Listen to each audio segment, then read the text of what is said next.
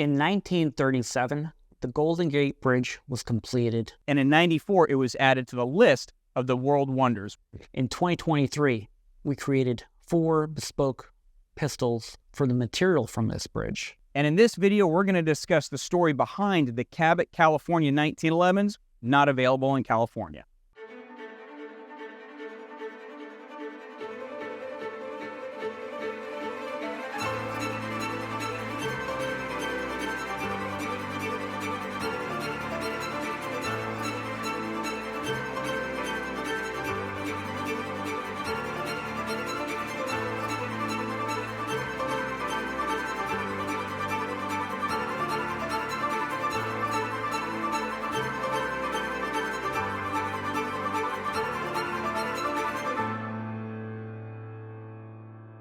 I'm often asked how some of our pistol projects come to be and exist.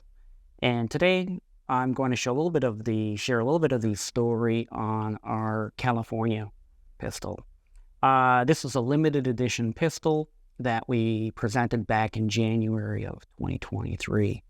The California is a very cool limited edition set.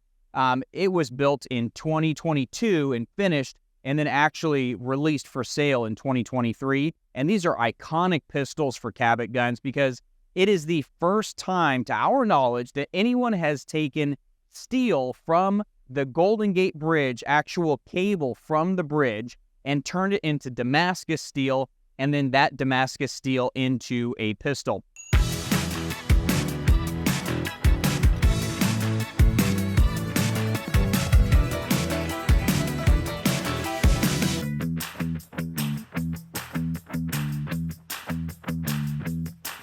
Now, the timeline for some of our very unique builds such as this often take years.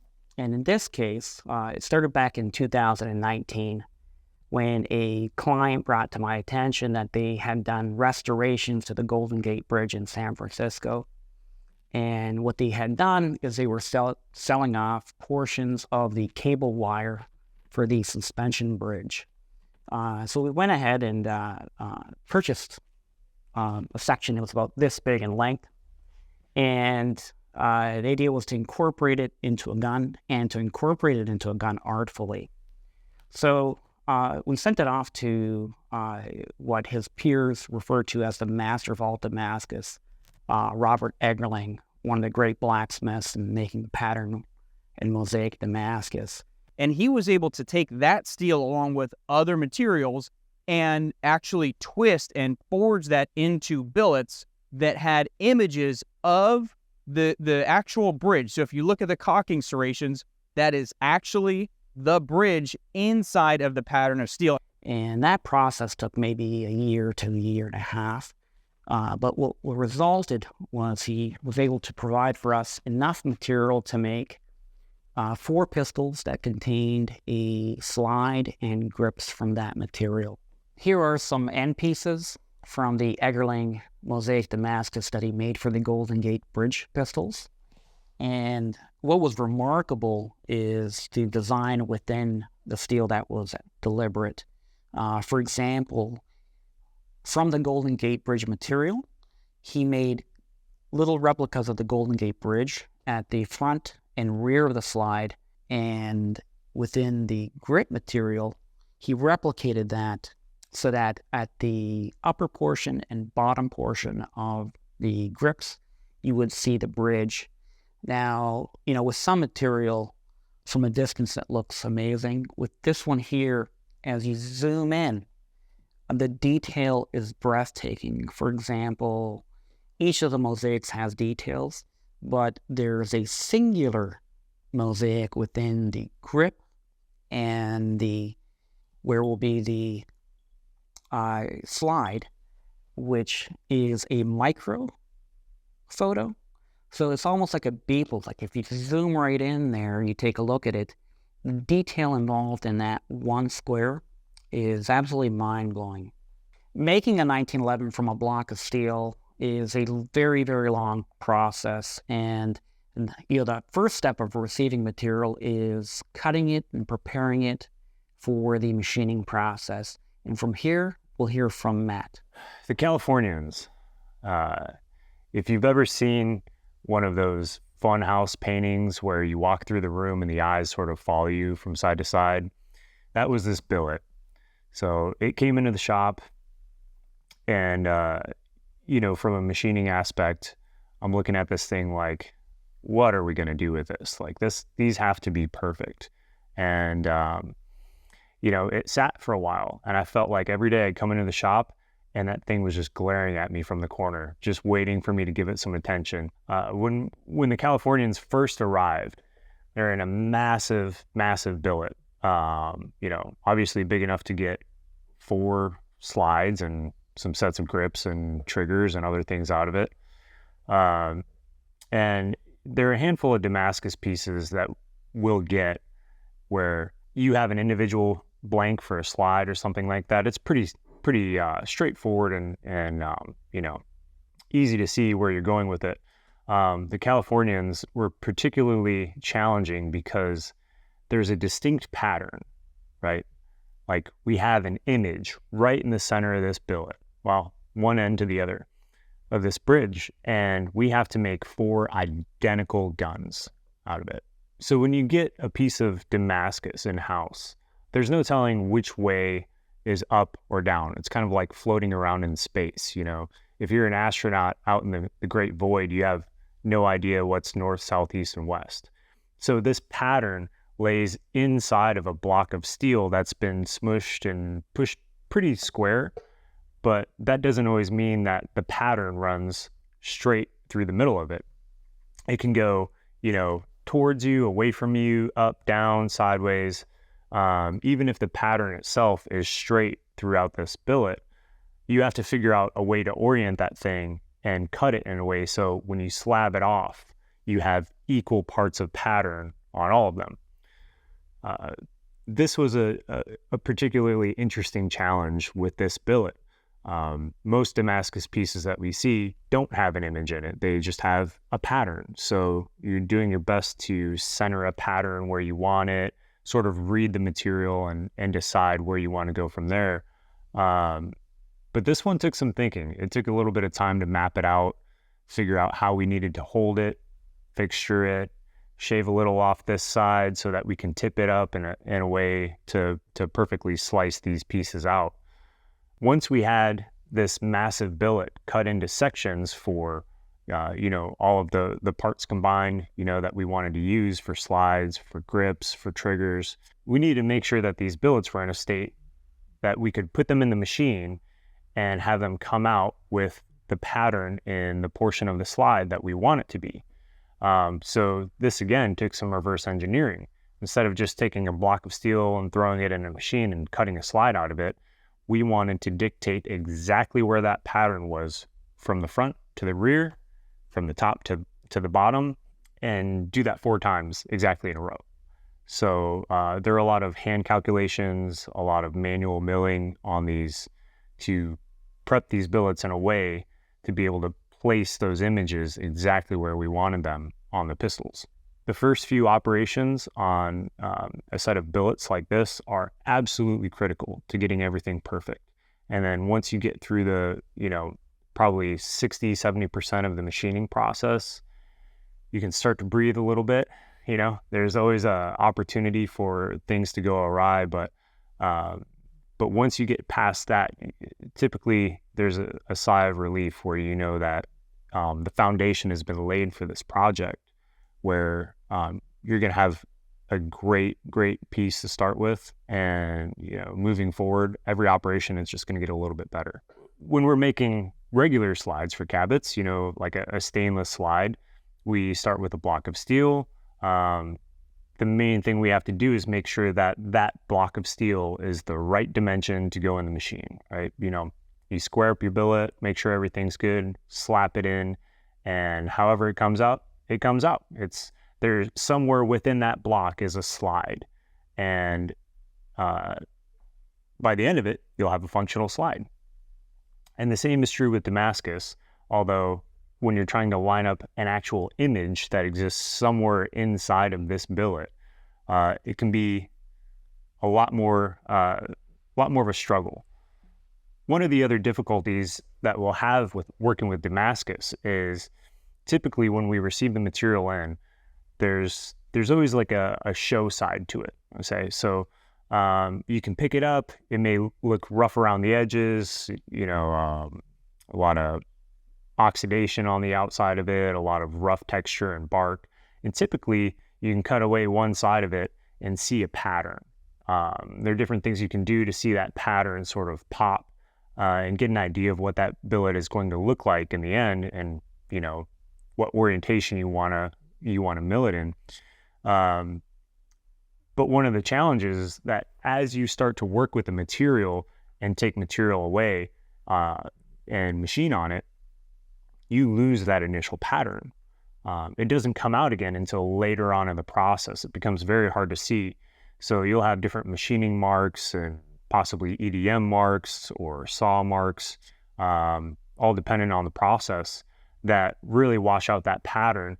So taking the time to map it out ahead of time while you can still see where that pattern lies, it's all in the preparation, And then when you start cutting, you just have to trust the math. At this point in the process, these guns are not quite ready to be built. I've done my job of examining them, making sure that all the operations have come out right, taking them over, doing some quality checks on them, just verifying that, tolerances are good.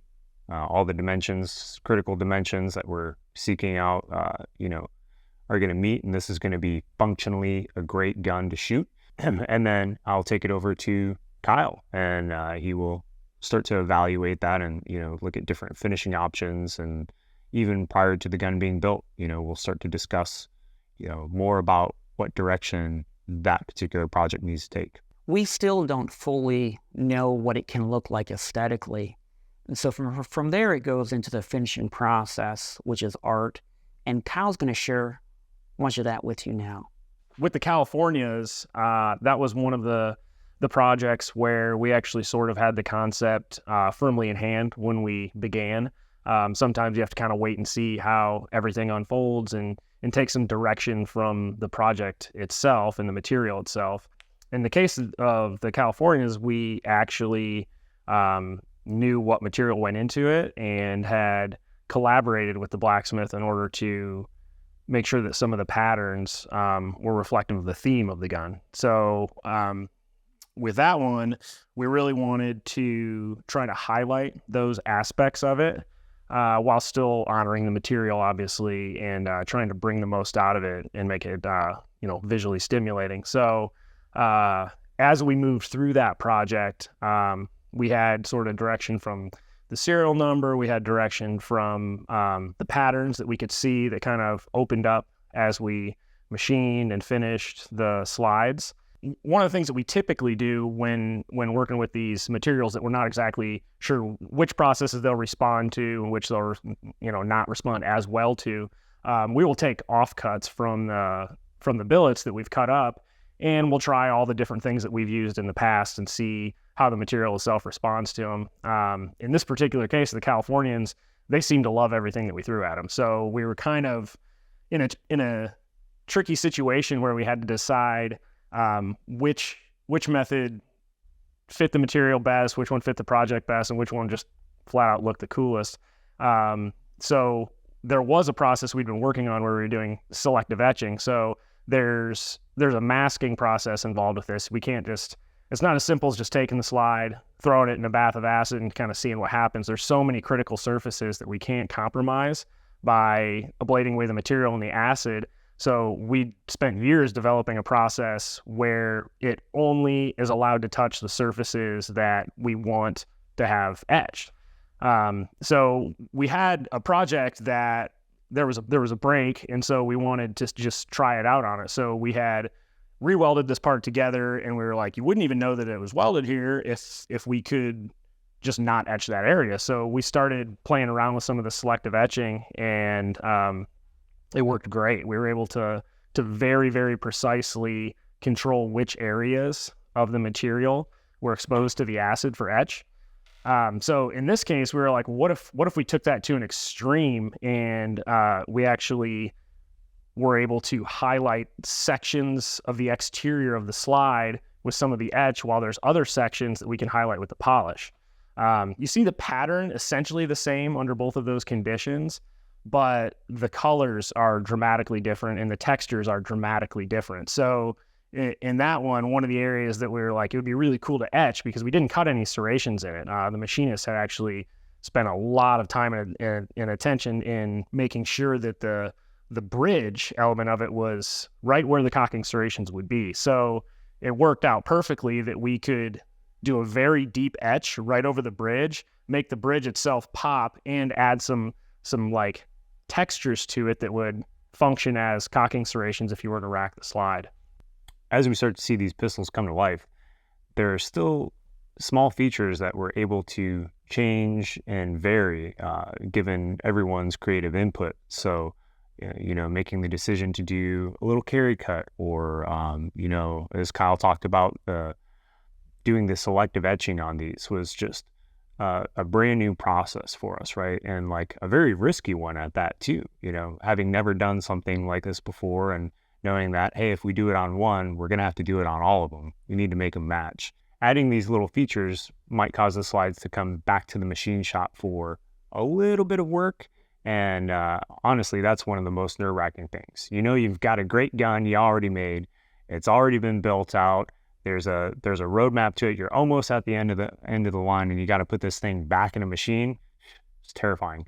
So with the rear serrations in particular, the goal was to bring it back to the machine shop and actually mill out just a few thousandths deep right over where that bridge was going to be. That way we could properly, mask it and etch it and do all the things that the gunsmiths need to do to finish this out correctly. As I mentioned earlier, as you start to cut Damascus, it ends up looking just like steel. It's very hard to see the pattern once you're all done. So we had to sort of go back to our notes, back to the drawing board, back to things that we had done when we originally laid out this entire series of guns, and figure out where on that slide that was going to be.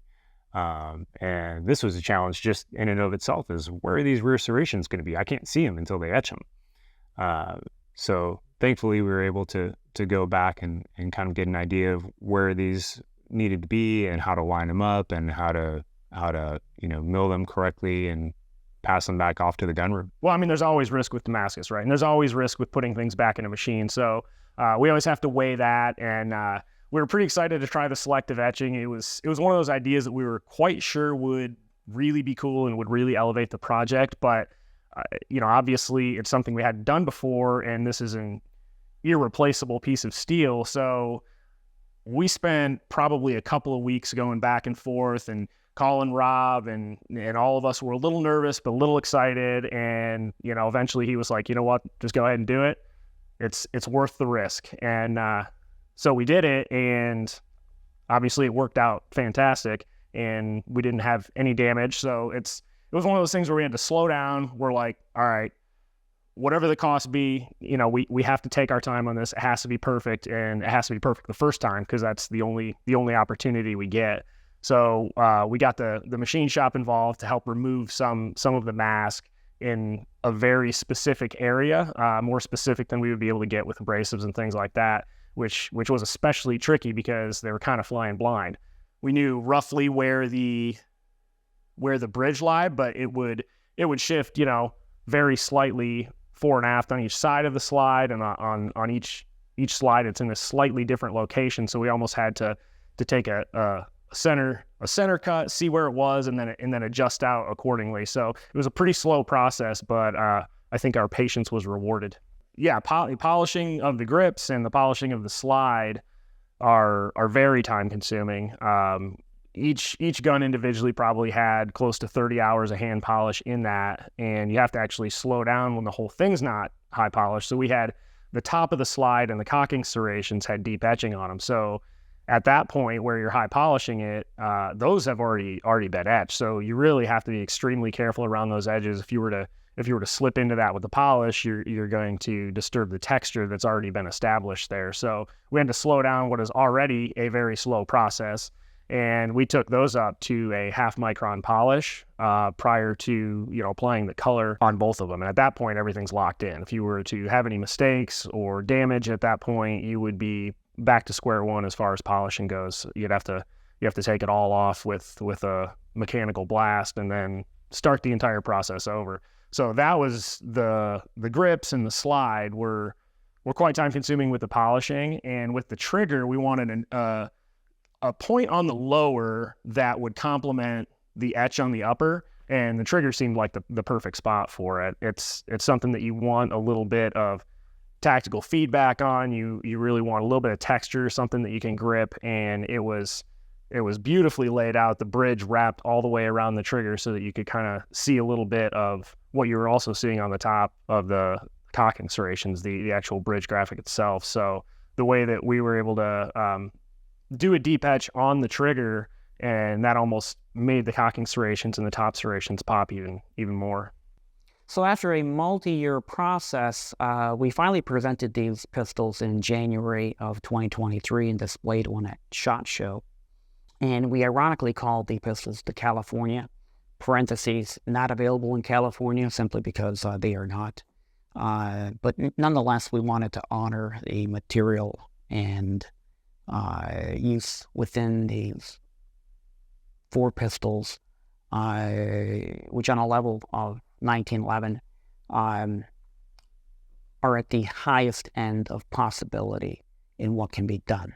Now, obviously, we can't sell our guns in California because of draconian gun laws that they have there. So the name California kind of came up as an homage to everything that's there. But then when you go to the website, we have a little, funny tagline on there that says the California 1911, in parentheses, not available in California.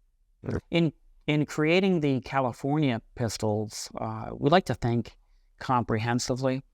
So when we build something special like this, we look also as to where will it be contained, how will it be displayed, what kind of presentation case might be appropriate.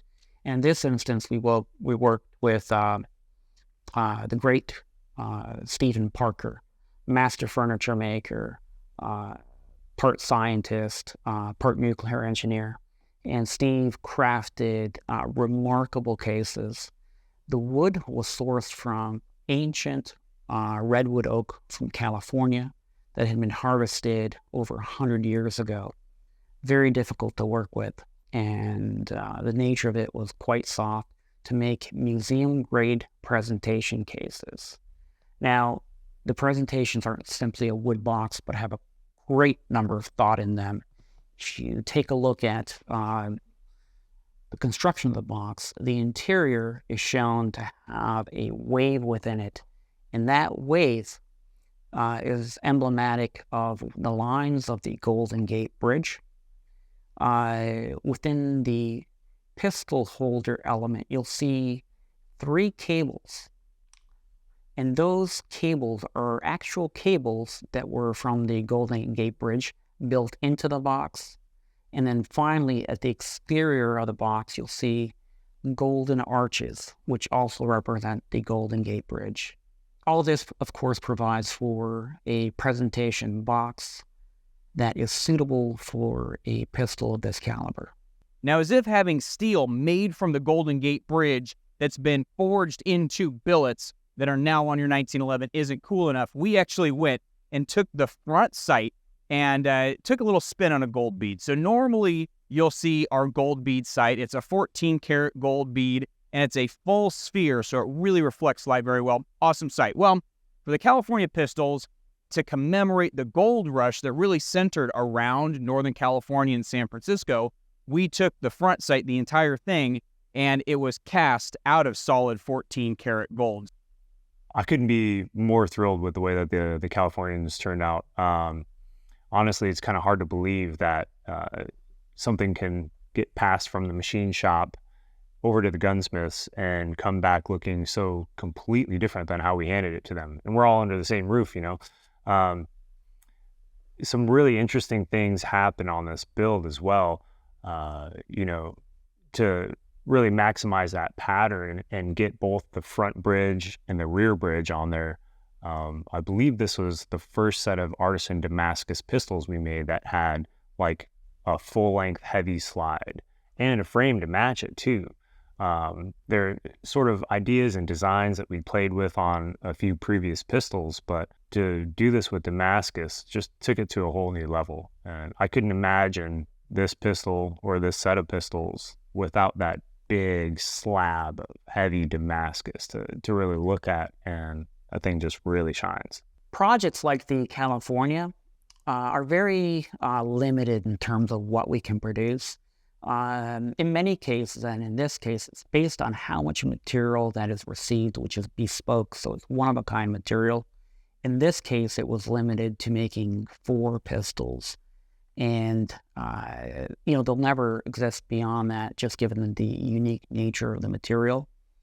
So a lot of the work in building this is not scalable, so tremendous effort must be made on how each piece is machined, how it can cut, how it can be finished to produce very small boutique runs of special materials.